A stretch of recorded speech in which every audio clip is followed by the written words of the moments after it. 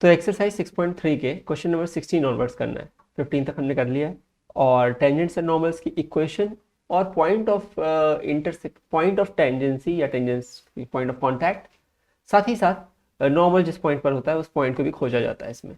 अगर आपको नहीं पता हो तो आप जो सॉल्व पढ़ रहे हैं, और हम क्वेश्चन नंबर 16 पढ़ने वाले हैं। Show that the tangents to the curve y is equal to 7x cube plus 11 at the points where x is 2 and x is minus 2 are parallel। बड़ी सिंपल सी बात है।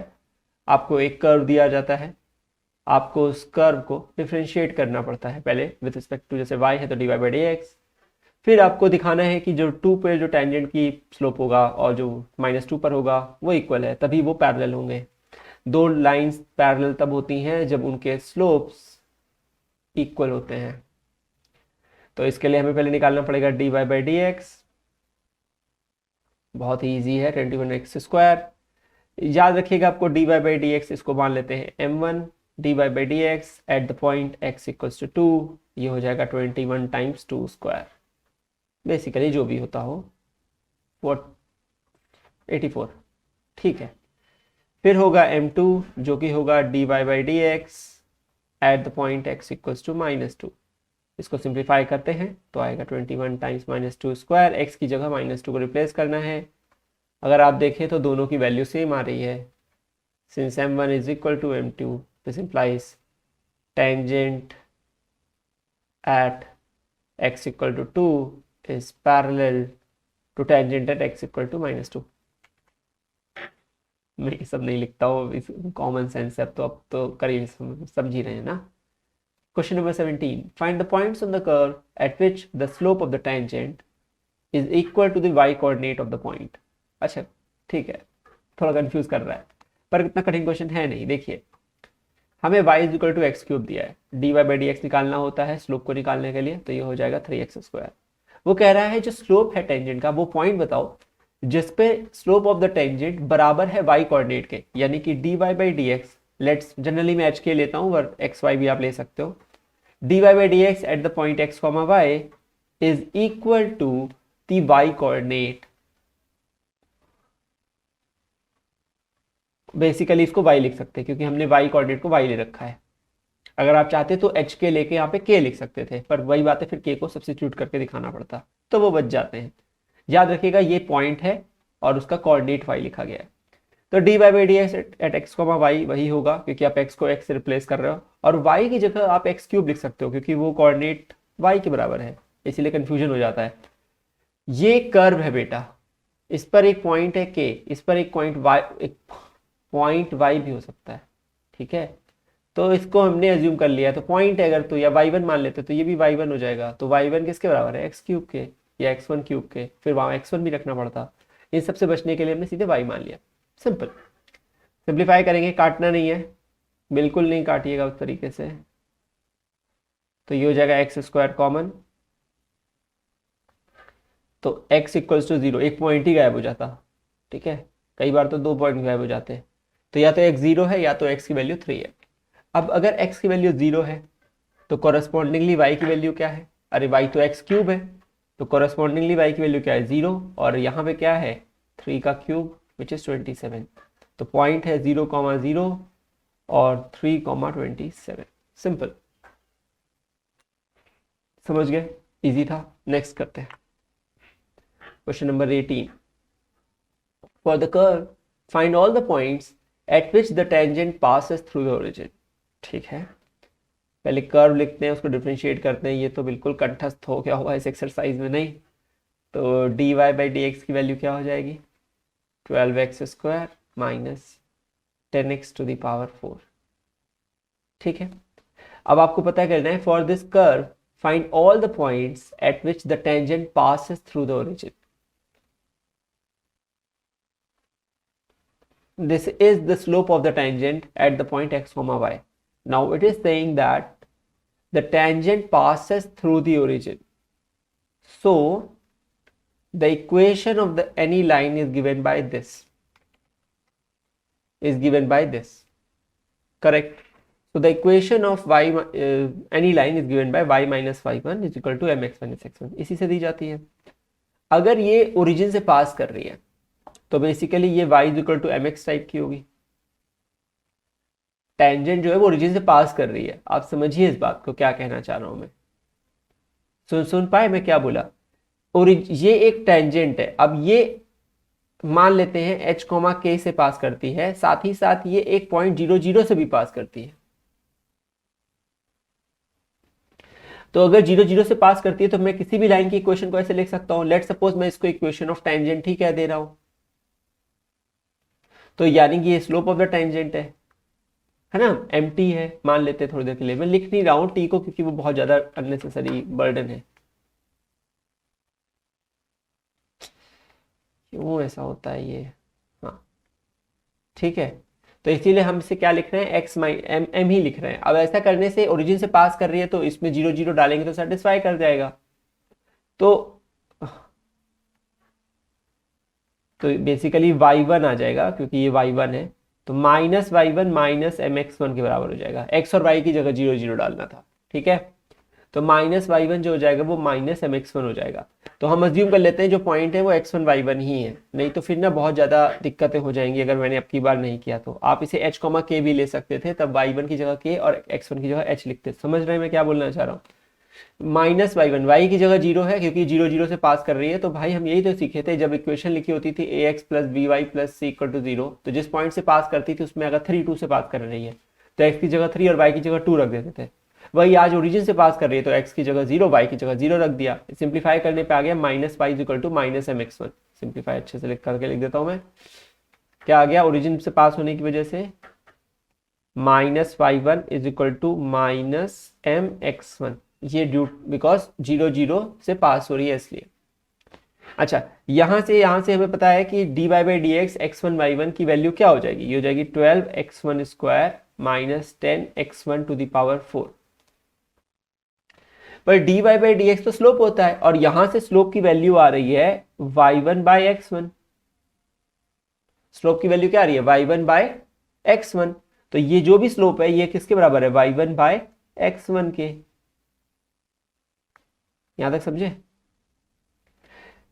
अब ये जो पॉइंट है y1 x1 y1, ये point तो curve पे भी लाई करेगा क्योंकि इसी पॉइंट से कर्व के, ये जो कर्व है यहाँ पे एक सेकेंड, ये जो कर्व है कोई भी कर्व है उसके, ये ओरिजिन से भी पास करती है और साथ ही साथ ये कर्व के x1 y1 पॉइंट से भी पास करती है टेंजेंट।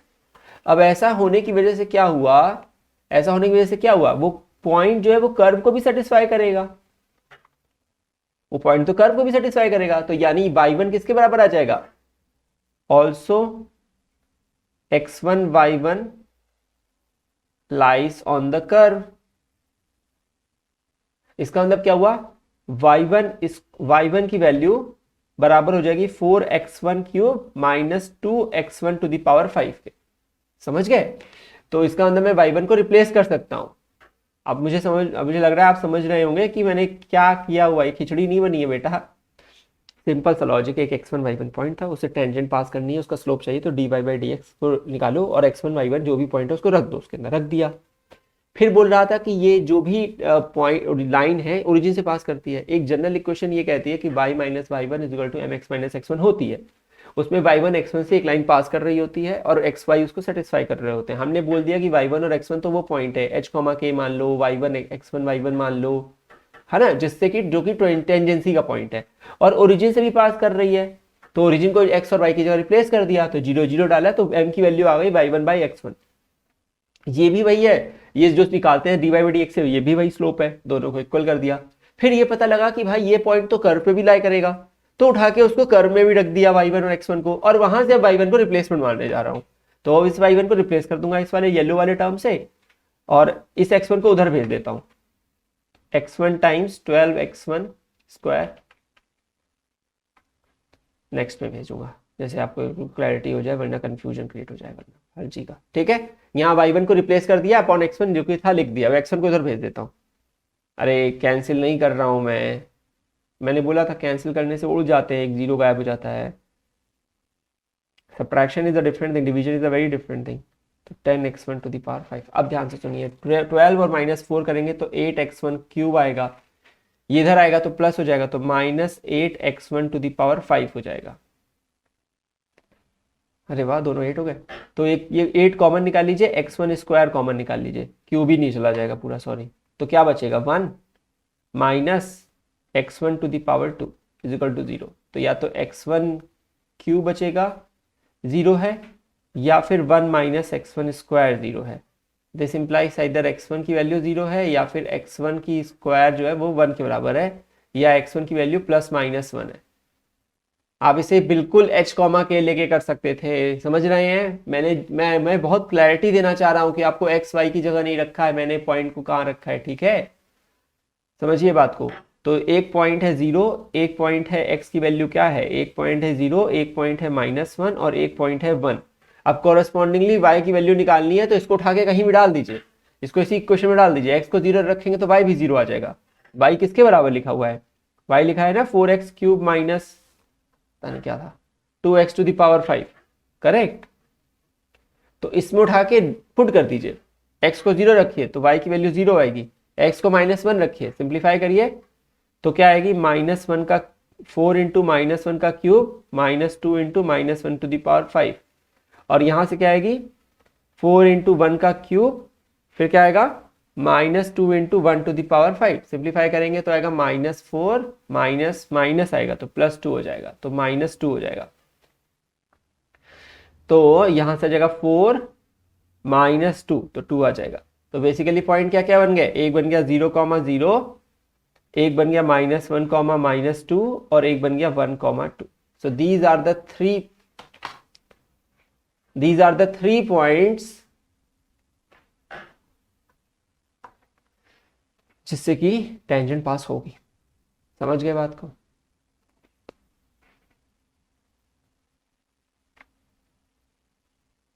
नेक्स्ट करते हैं, find the points on the curve this at which the tangents are parallel to the x axis. मैं कितनी बार ये बता चुका हूं, अगर कोई भी टेंजेंट जो है वो एक्स एक्सिस को पैरेलल है, इसका मतलब उसका एंगल जो है एक्स एक्सिस के साथ 0 डिग्री है, और स्लोप होता है tan थीटा, जो कि tan 0 होगा, जो कि हो जाएगा 0। तो बेसिकली स्लोप ही 0 हो जाता है उस पॉइंट पर, ठीक है। तो हमें पॉइंट पता है, हम एक्स वाई मान लेंगे, तो पहले डिफरेंशिएट करेंगे इसको।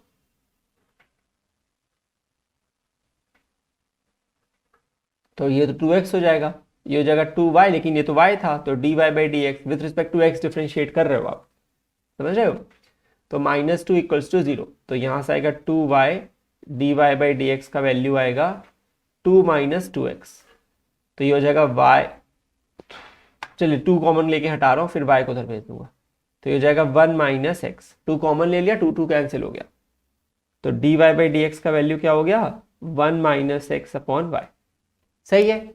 अब हमें पता है कि dy/dx at x, y is the slope of the tangent और slope of the line. Any line का slope dy/dx at x, y होता है, उस पॉइंट पर उस लाइन का स्लोप। टेंजेंट लाइन है, तो यहां पे क्या होगा, टेंजेंट का, सॉरी एनी लाइन बोल रहा हूं मैं, टेंजेंट का स्लोप होता है, ठीक है, नॉर्मल का स्लोप नहीं होता है, टेंजेंट का होता है। तो क्या हो जाएगा 1, लेकिन ये तो गिवन है कि 0 है, ये तो हमें बताया है ना कि जो स्लोप है वो क्या है, 0 है। क्यों, क्योंकि टेंजेंट जो है पैरेलल है एक्स एक्सिस को, अरे एक्स एक्सिस को पैरेलल है ना, तो इसीलिए उसका एंगल क्या है 0 है एक्स एक्सिस के साथ। तो यहां से आएगा 1 - x अपॉन y की वैल्यू 0, या फिर 1 - x की वैल्यू 0, या फिर x की वैल्यू क्या आ गई 1, x क्या आ गया 1। अब आपको क्या करना है, x को 1 रखना है और y की वैल्यू निकालनी है। तो इक्वेशन क्या है, वो कर्व पे भी लाई करेगी, वो जो भी है, ये जो भी है, अगर एक कर्व बनाते तो उस कर्व को भी सेटिस्फाई करेगा ना ये पॉइंट। ये एकदम सत्य बात है, जो पॉइंट टेंजेंट पॉइंट होता है या पॉइंट ऑफ कांटेक्ट होता है टेंजेंट का, वो कर्व को भी सेटिस्फाई करता है और लाइन को भी सेटिस्फाई करता है। अगर नहीं कर रहा है तो वो है ही नहीं, ऐसा हमने क्वेश्चन 9 में देखा है। तो अब हमें क्या करना है, इस कर्व को लिखना है, ठीक है, x² + y² - 2x - 3 को,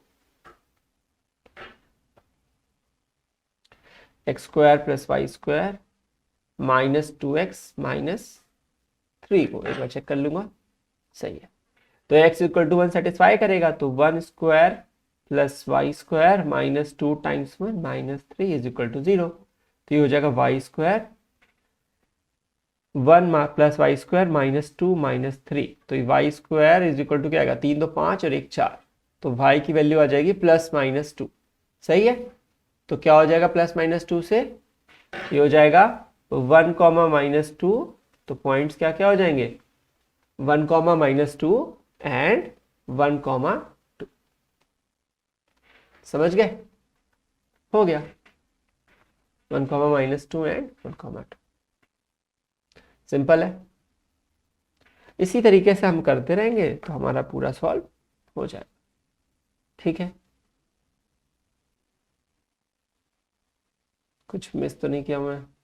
नहीं। नेक्स्ट करेंगे क्वेश्चन नंबर 20।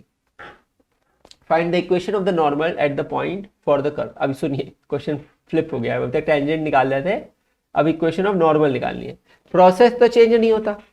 अरे आपको भी पता है, मुझे भी पता, दोनों को पता है कि प्रोसेस चेंज नहीं होता है। प्रोसेस क्या है? प्रोसेस तो यही है कि हमें नॉर्मल के लिए भी dy बाई डी एक्स निकालना पड़ेगा पहले, फिर रेसिप्रोकल करना पड़ेगा, तो dy बाई डी एक्स तो निकालना ही है। तो पहले कर्व लिख लेता हूं मैं, ay² is equal to x cube. चलिए, तो dy बाई डी एक्स निकालने के लिए इसको डिफरेंशिएट करेंगे, तो y के x के रिस्पेक्ट में कर रहे हैं तो 2y आएगा, फिर आएगा dy बाई डी एक्स, यहाँ आएगा 3x²। तो dy बाई डी एक्स की वैल्यू क्या आ गई बेटा? ये आ गई 3x² अपॉन 2ay। सही है। अब हमें पता है कि स्लोप ऑफ द टेंजेंट होता है dy by d x at the point x, y। अब यहाँ पे पॉइंट है am² am³। ठीक है, इस बार पॉइंट है am² am³, पॉइंट दिया हुआ है, तो इसे पुट कर देंगे तो 3 टाइम्स am² का स्क्वायर हो जाएगा अपॉन 2a टाइम्स am³ हो जाएगा। तो सिंप्लीफाई करेंगे तो आएगा 3a² m⁴ और नीचे आएगा 2a² m⁴। तो सिंप्लीफाई होके बन जाएगा 3/2m। क्यों? क्योंकि a² कैंसिल हो रहा है ना, a² तो कैंसिल हो रहा है और m जो है वो पावर 3 चली जा रही है, तो 1m बच रहा है, तो ये 3/2m हो जाएगा। ये होगा slope of the tangent. Slope of the normal क्या होता है? यहाँ ध्यान दीजिएगा, ये m और ये mt बहुत कंफ्यूजन हो जाएगा वरना। स्लोप ऑफ द नॉर्मल क्या होता है? -1 upon slope of the tangent, या -1 upon dy by d x at the same point. मैं ऐसे ही करता हूँ, ठीक है। तो ये हो जाएगा -1 अपॉन 3/2m। तो सिंप्लीफाई करके ये आ जाएगा -1/2 हो जाएगा, बेसिकली 2/3m। ठीक है। अच्छा, तो ये जो भी वैल्यू आ रही है, अब हमें सुनिए इस बात को, हमें क्या करना है कि am² am³ पॉइंट से पास करते हुए नॉर्मल चाहिए था। तो ठीक है, तो हमें वो पता है, क्या कहते हैं, स्लोप पता है। हमें am² am³ से पास करते हुए इक्वेशन ऑफ नॉर्मल चाहिए, जो कि इक्वेशन ऑफ लाइन से आ सकती है। तो हमें क्या करना पड़ेगा? इक्वेशन यूज करनी पड़ेगी, y माइनस y1 की जगह क्या है? am³ is equal to slope of the line, जो कि यहाँ पे नॉर्मल का स्लोप है, इंटू x माइनस x1। ठीक है, तो ये सिंप्लीफाई करेंगे, 3m को इधर भेज देते हैं, तो ये हो जाएगा 3my माइनस am 3am⁴। ठीक है, is equal to -2x plus 2am²। Simplify करेंगे तो ये आएगा 2x plus 3my is equal to 2am² plus 3am⁴। आप चाहो तो कुछ कॉमन वगैरह लेना हो तो ले लो, am² कॉमन जा रहा है तो 2 प्लस 3m² बचेगा। वो आपकी इच्छा है, करना चाहो तो करो वरना नहीं करो, और इतना सफिशिएंट है। समझ गए? तो चलिए नेक्स्ट करते हैं। तो क्वेश्चन नंबर 21 अब देख रहे हैं, वो क्या कह रहा है? Find the equation of the normals to the curve this which are parallel to the line this. ठीक है, हमें तो सिंपल सा लॉजिक पता है भाई, कर्व दे रखा है, डिफरेंशिएट होगा, और मतलब कितनी बकवास एक्सरसाइज है, कर्व दे रखा है, डिफरेंशिएट करना, उसके बाद जो बोले देख लो। अब की बार बोल रहा है इक्वेशन ऑफ नॉर्मल निकालनी है। सही बात है, तो पहले तो dy बाई डी एक्स निकालना ही पड़ेगा, चाहे टेंजेंट हो चाहे नॉर्मल हो। कितनी बार बताया जाए, ये तो सेम चीज है। dy बाई डी एक्स किस पॉइंट पे पता ही नहीं है, लेकिन उसका हमें पता है कि टेंजेंट का जो स्लोप होता है वो होता है dy by d x at x, y। तो यहां पे हो जाएगा 3x² प्लस 2। सही है, तो स्लोप ऑफ द नॉर्मल क्या होगा? -1 अपॉन होता है स्लोप ऑफ द टेंजेंट के, तो वो हो जाएगा 1 अपॉन -1/3x² प्लस 2। ये तो हो गया स्लोप ऑफ द टेंजेंट और स्लोप ऑफ द नॉर्मल, यहां तक क्लैरिटी है। अच्छा, ये बोल रहा है इक्वेशन निकालनी है नॉर्मल की जो कि पैरेलल है लाइन को। अच्छा, तो लाइन के बारे में क्या इंफॉर्मेशन है? जो गिवन लाइन है वो है x plus 14y plus 4। Equals to 0। तो यहाँ से आपको मैंने बताया है, वैसे आप सब्जेक्ट बना के कर सकते हो, वरना बहुत सारे तरीके हैं यहाँ पे। माइनस ए बाई बी होता है, मैंने वैसे सिखा दिया था, लेकिन ठीक है चलिए यहाँ फिर से कर देता हूँ। ये होता है m। अगर हम स्टैंडर्ड इक्वेशन से कंपेयर करें इसे, तो m की जो स्लोप ऑफ द लाइन आएगा वो कितनी आ जाएगी, -1/14। तो स्लोप ऑफ द लाइन पता है, वो कह रहा है जो नॉर्मल है वो लाइन को पैरेलल है। अरे जब नॉर्मल लाइन को पैरेलल है तो दोनों का स्लोप इक्वल होगा, तो जो नॉर्मल का स्लोप होगा वही लाइन का भी स्लोप होगा। सही बात है। तो नॉर्मल का स्लोप दिया है -1/3x² + 2, हमने निकाल लिया था, और ये -1/14 है। अभी निकाला लाइन का स्लोप, x की वैल्यू निकालनी है, वो तो करना ही पड़ेगा, माइनस माइनस हट जाएगा, क्रॉस मल्टीप्लाई करेंगे तो 3x² की वैल्यू आ गई 12।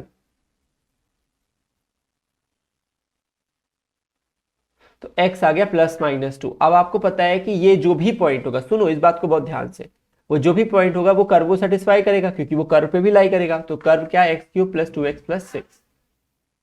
तो curve this value of x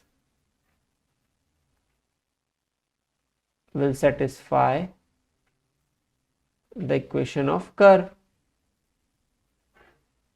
x³ plus, नहीं भूल गया मैं, x³ + 2x + 6।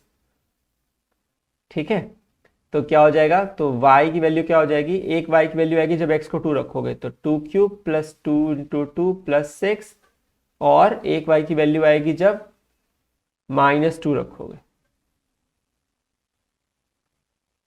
बस, तो यहां से y की वैल्यू आ जाएगी 8 + 4 + 6, तो कितना हो गया 18। और यहां से एक y की वैल्यू आ जाएगी -8 - 4 + 6, -12 + 6 -6।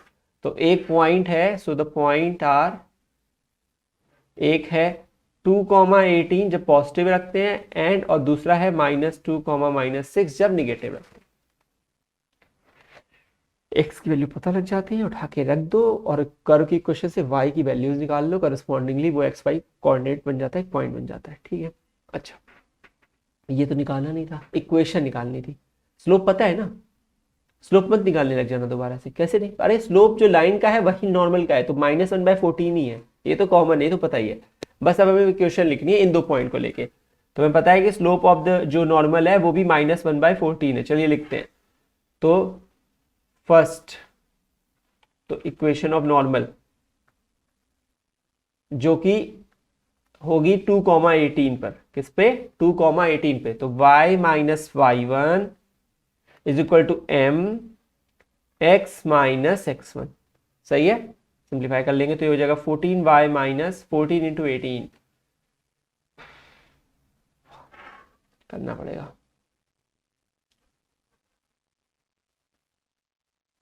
252 = माइनस मल्टीप्लाई कर दीजिए -x + 2, इधर बुला लीजिए x + 14y, उधर भेज दीजिए 254।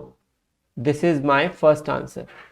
दूसरा इक्वेशन, अरे बहुत इजी है बेटा, आप मत परेशान हो। नॉर्मल एट -2 - x, वो तो मैंने बस एक थोड़ा प्रण सा ले लिया है कि मैं पूरे सारे क्वेश्चन सॉल्व करूंगा एनसीईआरटी के, तो मैं ये चला जा रहा हूँ। Equation of normal at -2 - x, तो y - y1 = m x - x1, तो ये y + 6, सही है, क्रॉस मल्टीप्लाई कर लीजिए,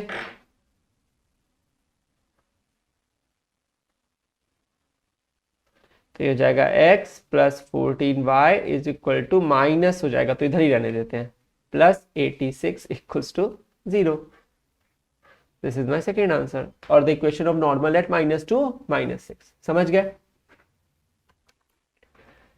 अब 6 क्वेश्चन रह गए, नेक्स्ट वाले पार्ट में हम 6 क्वेश्चन और करेंगे आगे, और फिर ये एक्सरसाइज खत्म हो जाएगी। देखिए इसमें कुछ ज़्यादा है नहीं है ऐसा कुछ कठिन, तो अगर आपको लग रहा हो तो आप पहले अपने मन से उसको निकाल दीजिए, और बहुत इजी है, इसको आराम से समझते चलिए। ठीक है, ज़्यादा कठिन सवाल नहीं है, सारे ऐसे ही हैं, हर क्वेश्चन में सेम है बेटा, चाहे ये निकालेंगे तो टेंजेंट नॉर्मल निकालेंगे, चाहे ये करेंगे, सब जगह सेम है बेटा, कुछ चेंज नहीं हो रहा है, बेवकूफ़ बना रहा है। सिर्फ 27 तक सवाल है, नेक्स्ट वाले पार्ट में इसे खत्म करते हैं। ठीक है। So yeah, thanks for watching. We'll see you in the next video. Take care.